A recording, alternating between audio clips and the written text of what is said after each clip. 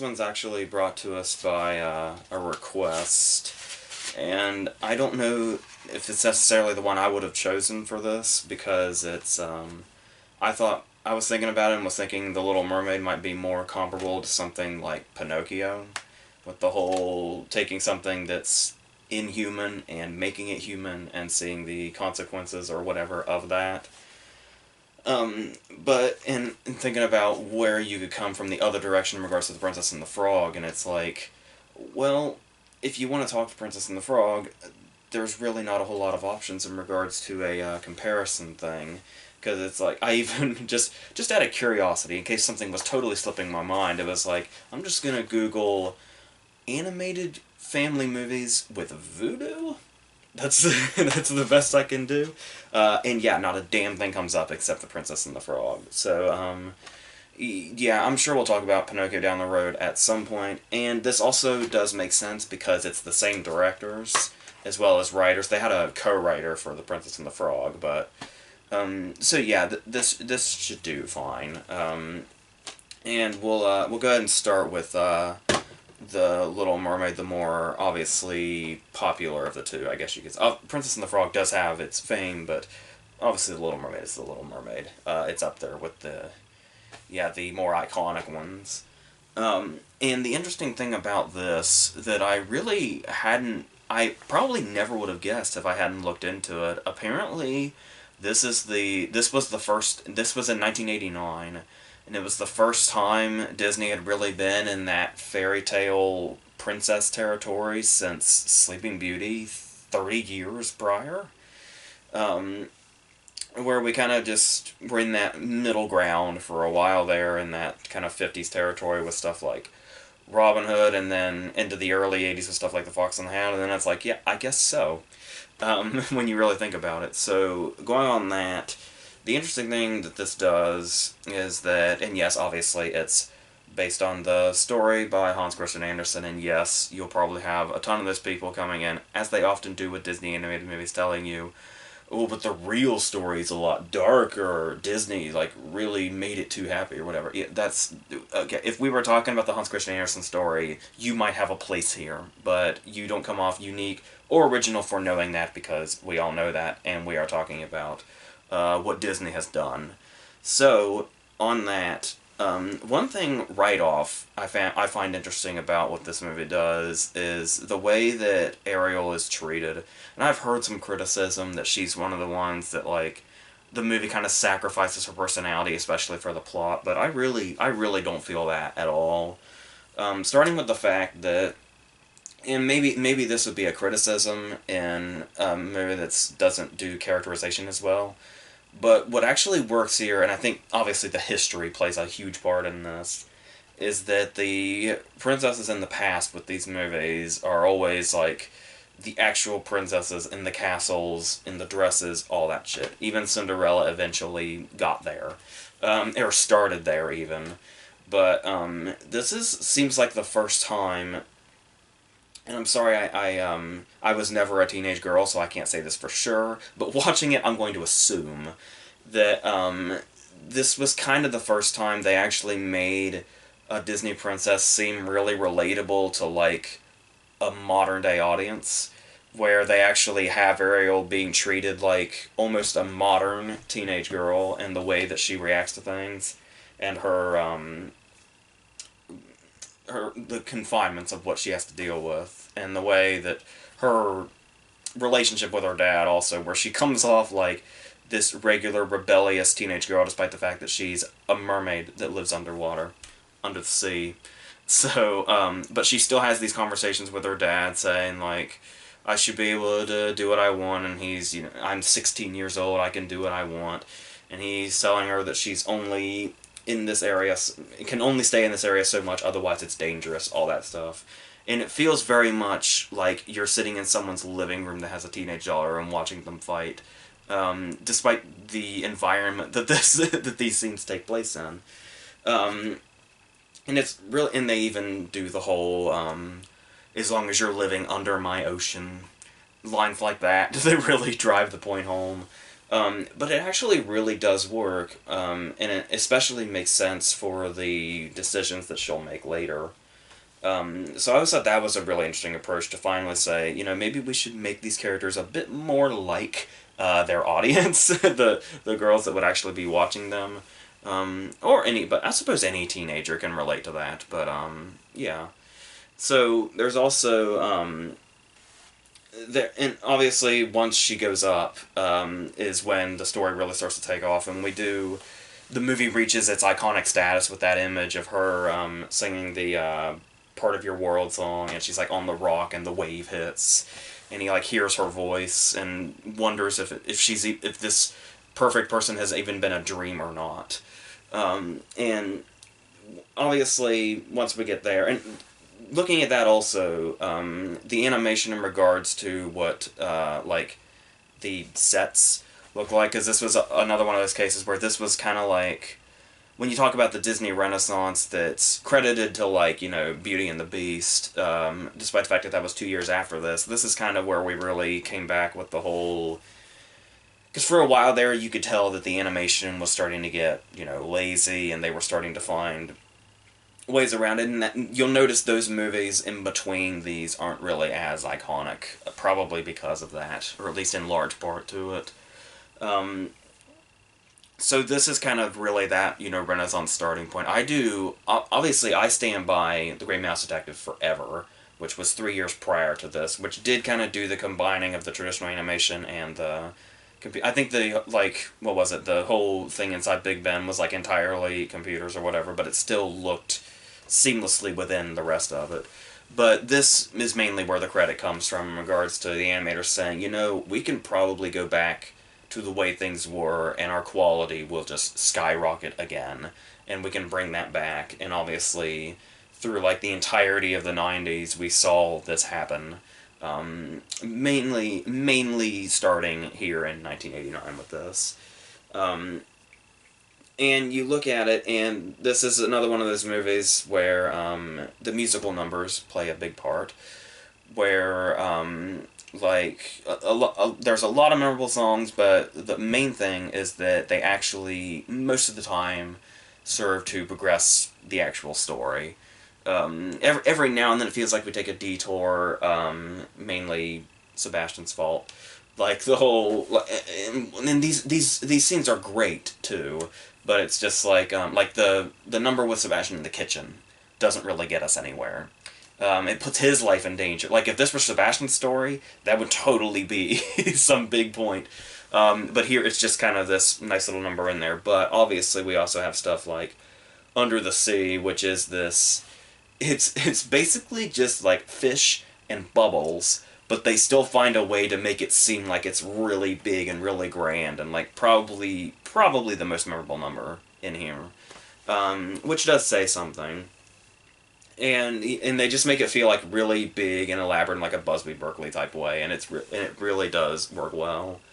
Um, but on top of these really big happy musical numbers and the whole teenage angst thing, we also have our villain, one of the more recognizable villains in the Disney lineup, with Ursula. And yeah, I do think. Well, for starters, before I go into any criticism, the idea behind it with the whole. First off, I do like the fact that it seems like every time we're kind of slowly bringing Ursula into the story. There's a couple of times where she's like Beetlejuice. It's like we get little tiny glimpses of her in the shadows before she finally really comes out. But it's like every time we get those little glimpses of her, it's like it's always following like the happiest of scenes, just for that ultimate contrast.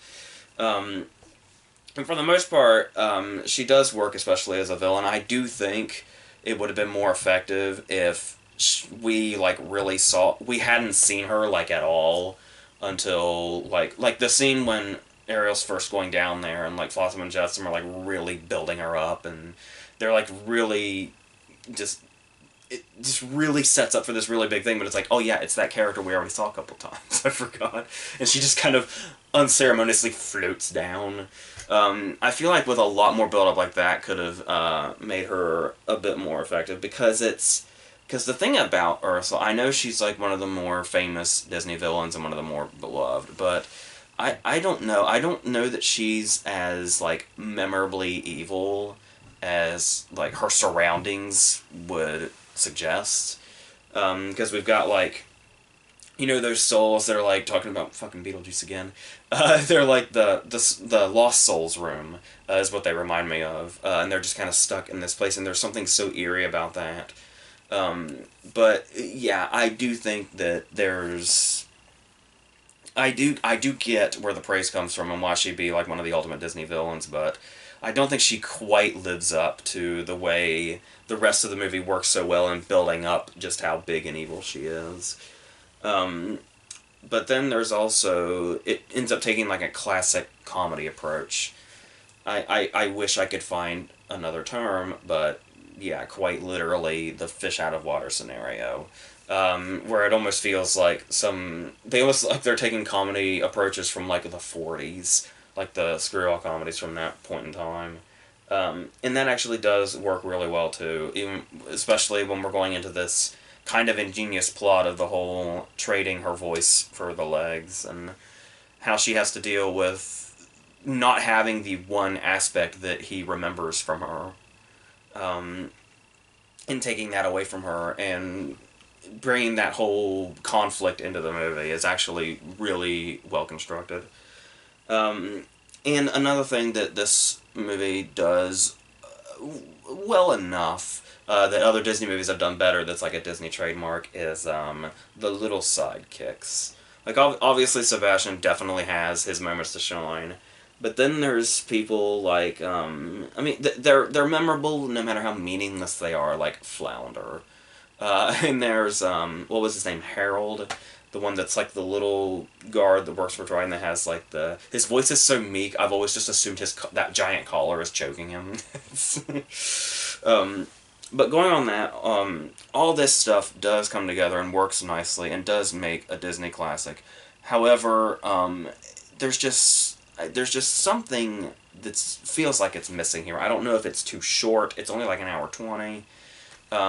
Which I guess is normal for these, but they usually at least go closer to an hour and a half. But it's first off, the climax is in a real big hurry because you've got the whole Ursula taking on the form of like the femme fatale that's gonna come in and steal him away and all that and hypnotize him and all that. So you've got the whole wedding thing, and then you've got the final confrontation with her. Just given the way the movie's gone up to this point in the pacing, this feels really, really rushed, like at the very last minute. And it's like, oh, we got this real big bad villain. What are we going to do about this? And it's like, oh my god, she's huge, she's so powerful. We'll just drive a boat into her. The end. It's really that easy. Flotsam and Jetsam, too, just vaporized by accident, just like that, and hardly any attention is paid to it. She mourns them for like 10 seconds, but then her own death is right on the horizon, so it doesn't matter anyway.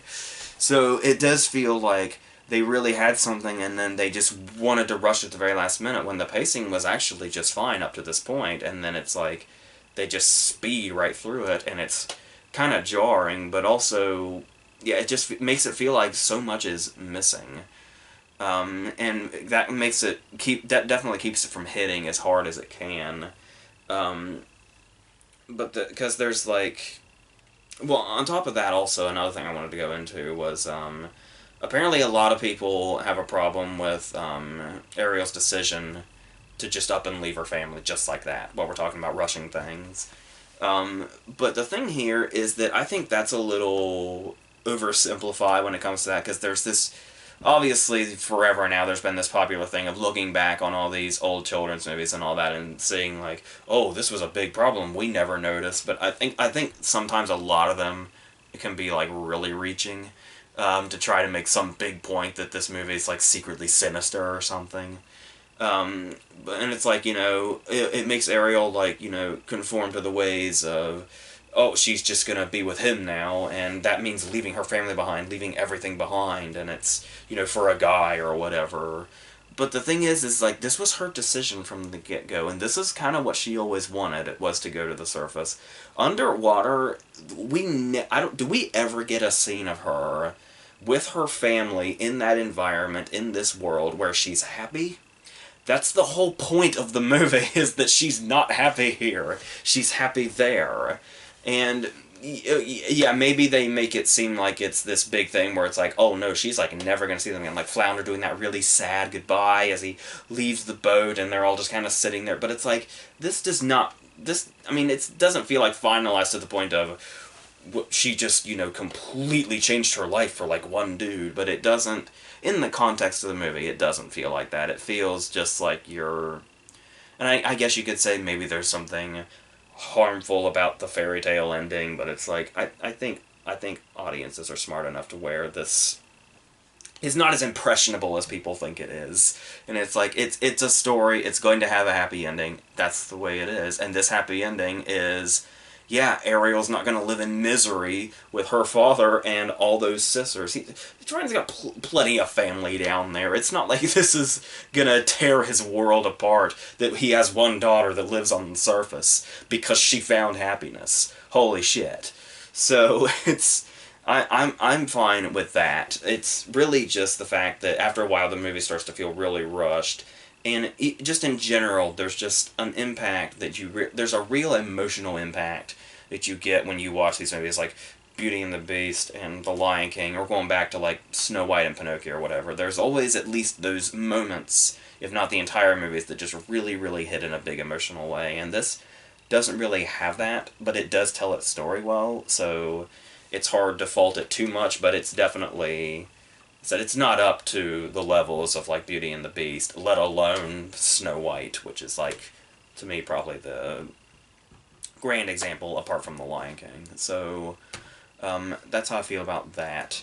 And as far as The Princess and the Frog goes, which obviously I don't actually have a copy of, but I know quite well anyway, the interesting thing about The Princess and the Frog comes from the fact that when it was released, kind of like The Little Mermaid as well, the time of release says a lot about the movie itself. And with The Princess and the Frog, that was kind of us returning to like kind of the classic animated style.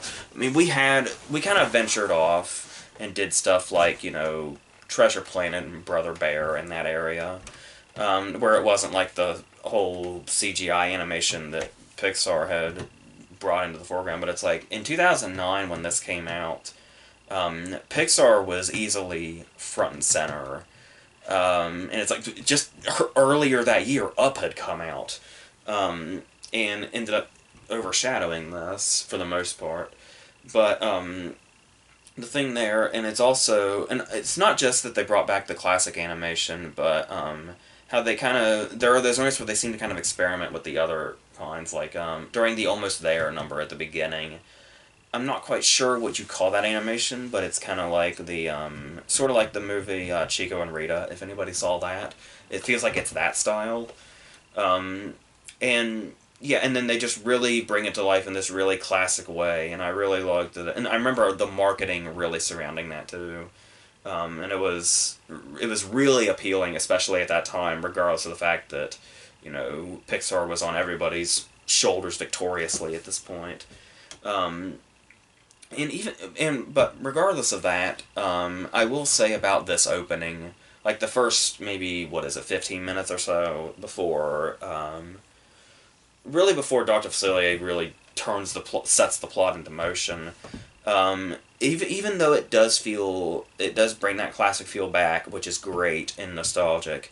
It also feels maybe just a little generic, but it's like, I suppose when you look at the rest of the movie, even though it feels generic, there's something a bit more mature, is maybe the word I'm looking for, what this feels like. But, yeah, but regardless, it still works really well in regards to bringing back that feel. And if you're going to do that, telling a story like this is going to do that in a big way. This very old story, but told in a very unconventional setting, in a relatively unconventional way. For instance, obviously not necessarily, as a whole, like we've still got, the comedy sidekicks and the talking animals and all that, but stuff like, if you want to go deeper, stuff like the fact that I still am not quite sure of the accuracy of this. This is just what I've always heard. I've never researched it that deeply, but it's to my understanding, this was the first Disney movie, or first animated Disney movie, with black characters since Song of the South. which is a long ass time. So that in itself kind of brought about this unique quality to it, but also said this setting of New Orleans and the bayou and all that just feels like something we hadn't quite seen, at least at length, in this sort of magical Disney fairy tale like this. And it seems like the last place you would think of to set this kind of story. And it's weird how well it works. And it's actually it shouldn't be as weird as it is, because it makes sense, because you've got all those interesting surroundings and all this stuff that they're able to bring to life that we see in like the Mama Odie number and stuff like that, or when Ray comes into in his number and all that. And then what we get to see with what Dr. Facilier does. But there's also, and like I said, it's just this really ancient story brought about to us by this kind of mirrored image of when she's a child and she sees a frog on the balcony, and she has a similar reaction as an adult when this happens again, for two totally different reasons. One, because a frog acted like a frog. Secondly, a frog spoke with a human voice. And that's what sets us off. And we do the whole, obvious thing of it's going to be it's the age-old thing, going, obviously Beauty and the Beast, but going way back also, where he was the spoiled prince and he's always, lived this rich life. She's the one that's always lived down here. And this is her chance to kind of turn him around and make him see, the other side of the world. But the difference is that instead of it being the whole kiss a frog, turn him into a prince, all that stuff, we're dealing with two frogs now because things got reversed. And then that's where the point where you realize they're taking this age-old story, but they're doing so many of their own things with it and putting so many different spins on it. And making it feel like its own original thing, regardless of its very classic backgrounds, which once again are conveyed by the animation, which has its own unique effect. Even with some of the side characters, where you totally think you're expecting one thing and you don't quite get that. Like, obviously, the actual princess that this princess intended to marry, who was also her best friend, Lottie. And when we see Lottie, you immediately get this idea that she's, like, gonna be some antagonist, or at least some, like, stuck-up stereotype. As far as the stuck-up stereotype, to an extent, she obviously is. Sort of like a spoiled Angelica Pickles type. But there's something so funny about this character, a lot of which is through Jennifer Cody's amazing voice work. Makes this, like, one of the more enjoyable characters to watch, when usually she would just be the kind of antagonistic character that's there strictly for conflict and nothing else. But she's very entertaining to watch through the whole thing, so I really like that they took that approach. And then obviously we've got, the really funny side characters, like the a trumpet-playing alligator named Lewis, who is just an absolute joy the second he's on screen all the way to the end. But then we also have the Cajun Firefly that is Ray. And Ray is one of those characters where every time I'm getting ready to watch The Princess and the Frog again, I always think, this will be the time that I've grown out of Ray. Because he's very much feels like strictly like the sort of children's entertainment. But no, he like kills me every time, still. It's like, one of these days I feel like I'm afraid I'm going to grow out of Ray, but I kind of don't want to, and as of now I haven't. So, that's great. And the funny thing about that is that you can even, like, you can still find Ray as endearing and hilarious as you had the first time, even knowing the tragedy that ultimately comes with his character. I always find him, that really says something about his character. They can always grab you like that and make you laugh like that, even though it should be sad every time you see him because you know what his outcome is. Which is really strange, by the way, for a movie like this, to kill off a character like that. Like, obviously, it's not, beyond Disney to kill their characters, but it's never the funny little sidekick that basically serves as the child side of the entertainment. No, but they really went for that, and it's like one of the big totally try not to cry moments in Disney's whole repertoire, which is really saying something. So that still amazes me every time.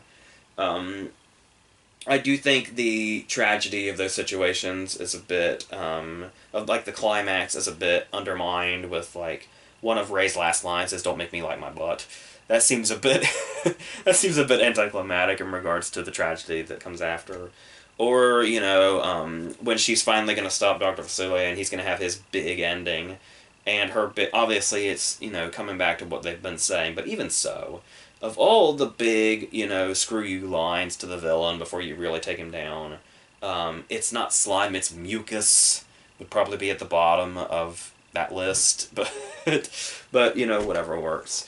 And while we're discussing him, Dr. Facilier, obviously, was an instantaneously put in one of the memorable, Disney villains up there. I prefer him to Ursula for sure. And the interesting thing that I found about him at first that I always thought was kind of off was that the first couple of times we're really introduced to him, they feel so abrupt.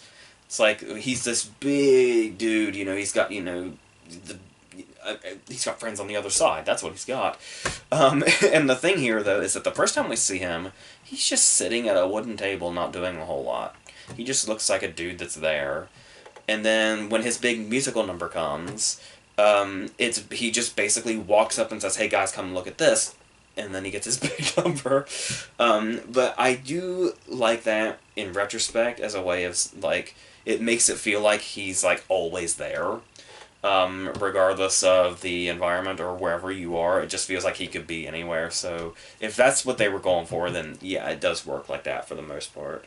And then yeah, talking about his big musical number, where it's like just the way it's performed and the way it gets bigger and grander. It's like Friends on the Other Side is like be our guest in hell. Is is what it comes off like. Which is, I know it's getting more comparisons. Everything's getting more compared to Beauty and the Beast than to each other, but that's typically how this works. The comparison thing is a very loose thing at this point, but and especially that ending when like it fades out and it's like just his skull and then it just dissolves right into the next scene.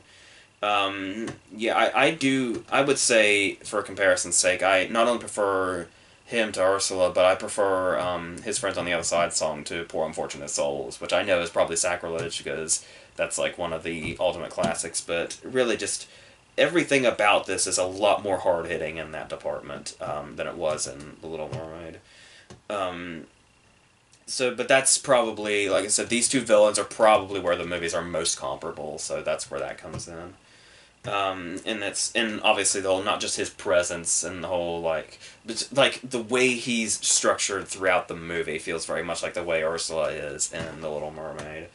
And the whole striking a deal thing is what sets the whole plot off, and then the Princess and the Frog's climax also feels very much more kind of in line and not rushed and all that. Like, there's still, like, maybe 15 minutes left on the clock when Facilier's taken care of, because we got the finale with Ray and the star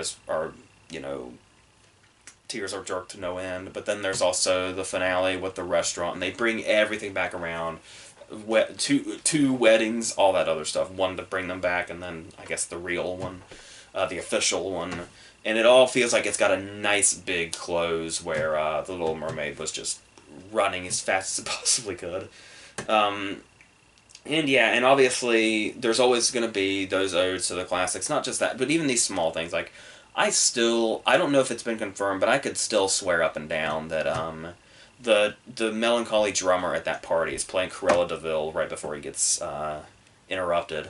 And the whole drumming quickly as he tries to take care of the frog. But yeah, apart from that, this is a movie that really stood out, not just in this kind of, Disney's new era, but also 2009. 2009 was like a peak year for animation. There was this, there was Up, there was Coraline, and there was Fantastic Mr. Fox, all in the same year. If you're a Secret of Kells fan, that was in there too. Nine, which on an animation level is great. So, and this really stood out as one of those in that era. I'm still on the Coraline train of all. If I had to choose between all those, but yeah, and this one I think is aging a lot better than Up is, for the most part. So, but that could be a whole other video. But so yeah, I was really surprised because I remember being like kind of going into the Princess and the Frog back in 2009, and it just really kind of exceeded expectations. It did kind of seem like it was going to be like I was talking about, where it felt a bit generic at the beginning. It's what I kind of imagined the movie was. But then it just really took on a life of its own, and it's so big and so vibrant and so lively. It's really great. It's got a great high rewatchability factor for sure. To the point that I could say that I prefer it to a classic like The Little Mermaid, not just on the villain front, but just kind of as a whole, the way it tells its story, the way it...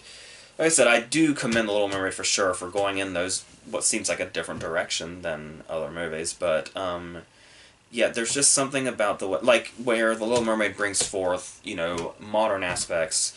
Princess and the Frog's a modern movie going back to the nostalgic aspects, which probably works in just a bit more of an effective way, to where in The Little Mermaid it's like, oh, that's cool, I like that they did that. With The Princess and the Frog, it really feels like it's rooted in emotion when they do that, and it really brings out this whole other quality to it, that's kind of missing from The Little Mermaid, where that emotion just doesn't punch quite as hard. So, now it's more of a comparison. So, that's going to be what this is. I do know what the versus is next week. Nothing like this. Something totally different. We're going into comedies, but yeah, a certain style of comedy. So, with a certain duo. And then yeah, we've got Avengers weekend coming and all that other stuff. So yeah, that's what we got going on. So until all that, that's it.